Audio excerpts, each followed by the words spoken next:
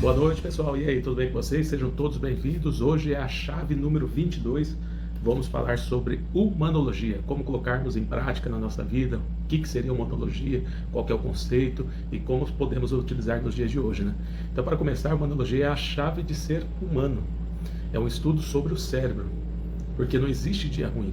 O que existe são dias mal governados. O que seria esses dias mal governados?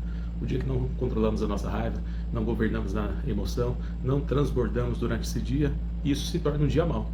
Um exemplo, você acorda irritado porque você não conseguiu resolver um problema do dia de ontem para hoje e acaba acarretando um problema atrás do outro. Isso a gente nunca deve fazer. Por quê? Porque lá em Efésios 4:26 diz: irai-vos e não pequeis. Então não tem problema nenhum nós irarmos. Não se põe o sol sobre a vossa ira. O que significa isso? Se tiver um BO, algum problema, resolva antes de virar o dia. Por quê?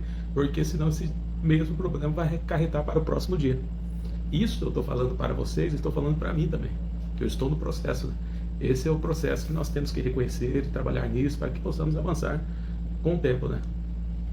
Então a gente não pode deixar de resolver o problema. Se acontecer o problema, nós temos que resolver e nós nunca devemos fazer isso, porque isso pode atrapalhar o sistema humano de ser, né? Então isso pode acarretar no nosso próximo dia, pode baixar nossa frequência, nossa energia e pode se tornar um dia mau, né? Um dia mal governado. Uma das chaves mais importantes da nossa vida é sobre o relacionamento. O relacionamento é maior que a capacidade. As pessoas hoje são contratadas por diploma e demitida por relacionamento. Isso a gente vê durante o nosso dia. As pessoas que mais dominam as suas emoções são o quê? São as pessoas que vão reinar aqui na Terra. São pessoas que vão se dar melhor, são as pessoas que vão avançar. Por quê? Porque elas sabem controlar. Elas sabem o que seria a humanologia, que eu já vou explicar para vocês qual que é o conceito. Se nós queremos prosperar, nós temos que a cada dia, nós temos que se tornar cada dia mais humano, cada dia mais entender mais de coração, cada dia entender mais sobre o cérebro, de entender coisas necessárias para que possamos ter nosso avanço, né? E o que significa humanologia? Se você separar humanologia, o que é logia? É estudo de gente depois que você começa a estudar gente. O que significa então humanologia? É o estudo do humano. Se olhar o nosso interior, depois que começamos a estudar gente, você começa a ter mais compaixão pelas pessoas. Você começa a entender mais o erro de cada uma, o porquê que essa pessoa está errando nessa parte. Você começa a olhar para o teu marido, tua esposa, teu filho, teu irmão, teu pai, a tua mãe, de uma forma diferente. Você pensa, essa pessoa é assim, por quê? Porque a gente nunca pode julgar o adulto sem saber a criança que ela foi, sem saber o problema que ela passa, sem saber quais foram os bloqueios que ela teve durante a vida, quais foram as decepções que acabou acarretando ela se tornar uma pessoa dessa forma. Então, essa arte da humanologia, que é o estudo sobre o humano, você acaba, quando você começa a dominar sobre essa parte, você começa a ter mais compaixão e a entender e ter paciência mais com o próximo. Mas também, quando você não tem essa humanologia, você acaba culpando todo mundo por tudo. Você começa a apontar os erros, você começa a julgar a pessoa pelo tipo de problema que ela está causando. Você culpa a si próprio por tudo também. Você acha problema em todo ambiente que você está. Mas o que seria isso? Outro detalhe, a pessoa acaba não tendo autorresponsabilidade de qualquer problema que acontece. Não fui eu que não assume o erro que acontece. Então, este é o problema de quem não tem esse dom da humanologia. Mas tudo tem um conserto, né? E hoje, quando a gente acaba se tornando, adquirindo mais conhecimento, subindo o nível, a maioria das pessoas tenta querer mudar o próximo. Mas se você tentar mudar o próximo, você não vai ter sucesso. Não tem como mudar outra pessoa, né? E elas não vão se mudar porque elas não estão no teu nível. O próprio Jesus falou, o profeta não tem honra na tua casa. Jesus teve uma cidade, ele fez milagre por vários vilarejos, por onde ele passava, acontecia milagre, mas teve um lugar, ele não pôde realizar ali naquela passagem de Mateus 3,58, fala, e Jesus não realizou ali muitos milagres por causa da falta de fé daquelas pessoas, porque as pessoas olharam para Jesus e falaram, não é aquele ali que é filho do José, o carpinteiro, não é ele que é o filho da Maria, né?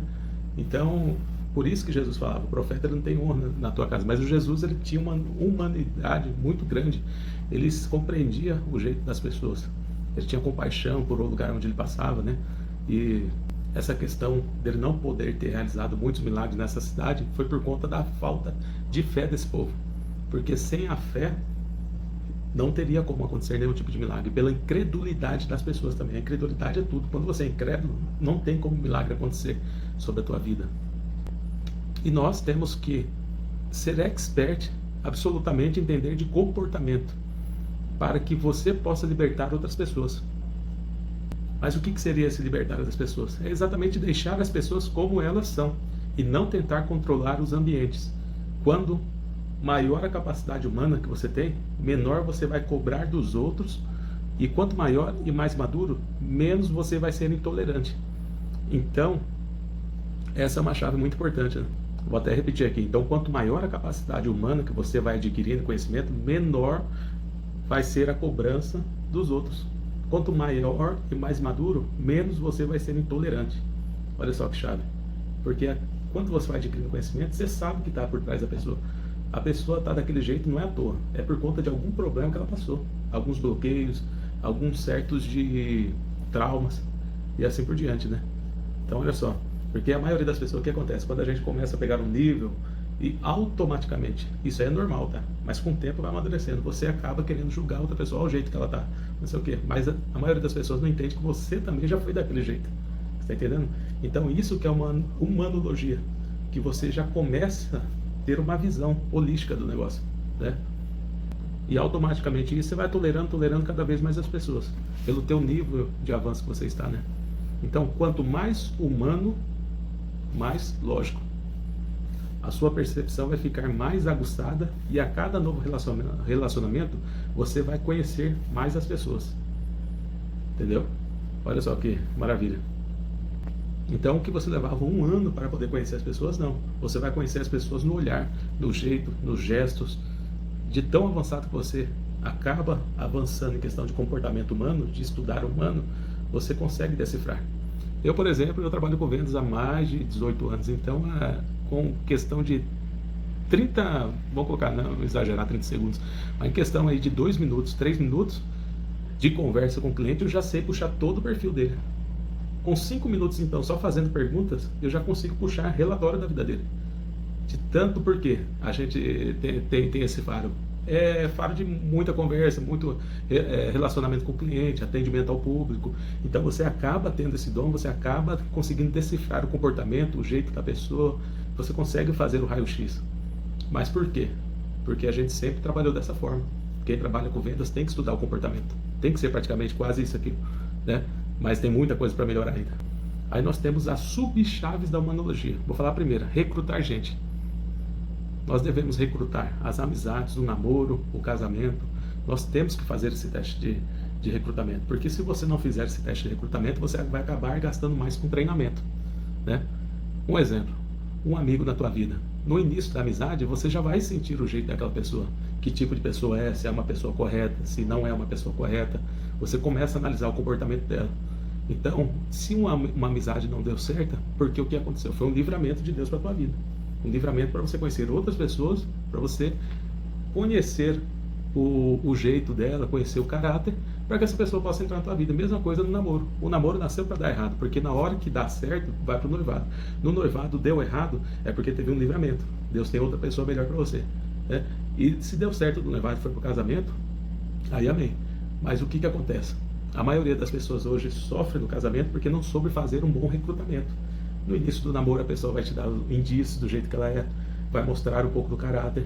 Então se você acabou de conhecer a pessoa, está no namoro, a pessoa já mostrou indícios de traição, já mostrou tudo, o que acontece? Se você for passar para o próximo nível com ela, o que vai acontecer? Todas essas mesmas coisas vai acontecer no casamento. Se a pessoa é agressiva, o que vai acontecer? Ela vai se tornar agressiva no casamento. Alguns casos tem uma mudança, aí é só Jesus na causa, né? Mas se você levar o pé da letra, eu garanto para você que você vai sair bem da parte do recrutamento. Mesma coisa é uma amizade. Se você vê com a pessoa desonesta, você vai continuar com essa amizade? Você vai botar uma pessoa dessa dentro da tua casa? Não, né? Então essa é a parte do recrutamento. Por isso que existe conhecer a pessoa, na parte de relacionamentos, conhecer a pessoa, ir para o namoro, passou no namoro, amém, pula para o noivado, passou no noivado, deu certo, aí você pula para o casamento. Então, acelere o processo, mas não pule as etapas. Lembra da primeira aula que eu passei para vocês? Acelere o processo, mas nunca pule as etapas, né? Mesma coisa para as pessoas hoje, citar aqui um exemplo das mulheres. Tem muitas mulheres hoje que têm problema de autoimagem, não se acha bonita, não se acha aquilo. Aí o primeiro sapo que passa na frente dela fala que ela é linda e tal, a pessoa não tem nem caráter, ela já ficou encantada com aquilo e já parte para um casamento. O que acontece? Vai ter problema no casamento. Por quê? Porque não soube recrutar, não soube passar pelo processo, né? Então tem que tomar muito cuidado com isso aí. Então, esse ponto da monologia, da parte de recrutamento, é entender de gente ao ponto de ser um bom recrutador de pessoas que você vai colocar na sua vida. E a segunda subchave é o quê? É o treinar. Nós temos que treinar gente, treinar seus amigos, esposas, filhos, colaboradores. Nós temos que treinar essas pessoas para que elas continuem na nossa vida. Os filhos você tem que treinar para que eles possam crescer com conhecimento, sabedoria. Meu pai me ensinou isso, meu pai foi dessa forma, né? Mesma coisa no casamento, que você vai amadurecendo cada vez mais, você vai se tornando uma pessoa melhor. Tudo é um processo, né? E, Alex, mas eu tenho um amigo e ele não quer entrar nessa vibe. O que eu posso fazer? Infelizmente, você vai ter que desqualificar essa pessoa de entrar na tua vida. Porque se ele não quer entrar na mesma frequência, você vai ter que abandonar essa pessoa, porque senão você não vai manter essa frequência na amizade. Você está entendendo? Então, por que as maioria das pessoas falam que você é 5 bases das pessoas que você anda? Se você anda com pessoas incrédulas, você vai se tornar incrédulo. Se você anda com pessoas espirituais, você vai se tornar cada vez mais espirituais. Mas se você está na rodinha da fofoca, se você está na rodinha da pornografia, de coisa que não presta, de conversa fiada, o que vai acontecer? Você vai se tornar da mesma forma. Mesmo que você não seja, o sistema vai te corromper e você vai acabar virando. Então você tem que saber com as pessoas que você anda. Você tem que sair da mediocridade, tem que pegar uma frequência mais acima, para que você possa avançar na sua vida. E a terceira missão da monologia é multiplicar talento. Nós temos que multiplicar conhecimento, nós temos que transbordar. Por que Jesus fala que nós seremos rios e rios de água viva? Porque do teu interior fluirão coisas boas. Você tem que compartilhar coisas boas para que Deus mande coisas boas para você. Se você guardar, você se torna uma represa. E represa tem o quê? Tem barro, tem sujeira, pega a sujeira em volta. E quando você é um rio de água vivas, o que acontece? Não fica o lodo por baixo, não fica sujeira. É sempre esse círculo. Sai da nascente, passa pelo rio, vai rodando e assim vai por rio. Vai transbordando cada vez mais. Então nunca se torne represa. Se torne rio. E rio de águas vivas. Então, isso é a terceira missão da humanologia, né? E a quarta subchave é a liderança. Nós temos que liderar, né? Então, tudo que Deus te deu foi domínio e governo. Dominar e governar sobre todas as coisas. Então, para encerrar, gente, humanologia é o quê? Humanologia. Estudo de gente. Estudo do ser humano. Estudo das emoções. Estudo da maneira que as pessoas se comportam. Que possamos ter compaixão, que a cada vez que nós recebermos mais conhecimento, direcionamento, a gente saber lidar com cada tipo de pessoa, sem precisar julgar, né? E porque Deus ele se agrada dessa forma. E lembre-se disso, se você ainda não está praticando isso, não tem problema. Deus ele quer que você aprenda cada vez mais. Vamos colocar em prática. Você coloca daí, eu coloco daqui, e eu vou avançando. E com essa aula eu aprendi muita coisa, e vamos praticar para tentar não, quem tenta não consegue. Vamos praticar para a gente colocar isso aqui na nossa vida. É uma meta de vida, se tornar isso aqui, ser uma pessoa sábia, né? Amém? Grande abraço e até amanhã.